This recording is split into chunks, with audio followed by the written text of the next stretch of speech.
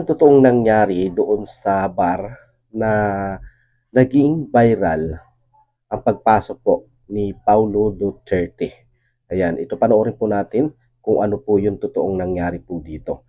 Ayan, dito makikita po natin na para silang may komprontasyon na dito. Ayan, hanggang sa parang nagkainitan na sila at ito, inambangan na po yung kausap ni Paulo Duterte. Ayan, ito na po, parang humihingi na po ng pasensya yung tao at ito at talaga pong kinakausap na po ni Paulo Duterte kung ano nga ba ang nangyari.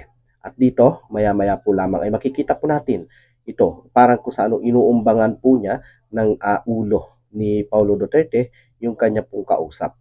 Ayan, ito po yung totoong nangyari doon po sa bar na pumasok po si Congressman Paulo Duterte.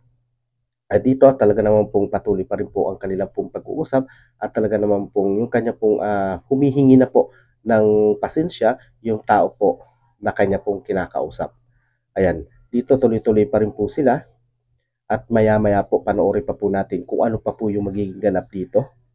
Ayan, at dito na nga po, hinaharangan pa po ni Congressman Paulo Duterte at ito na po at talaga na pong may hawak pa ng patalim itong si Paulo Duterte at talaga na pong ambang na yun nga ang mangyayari po sana dito.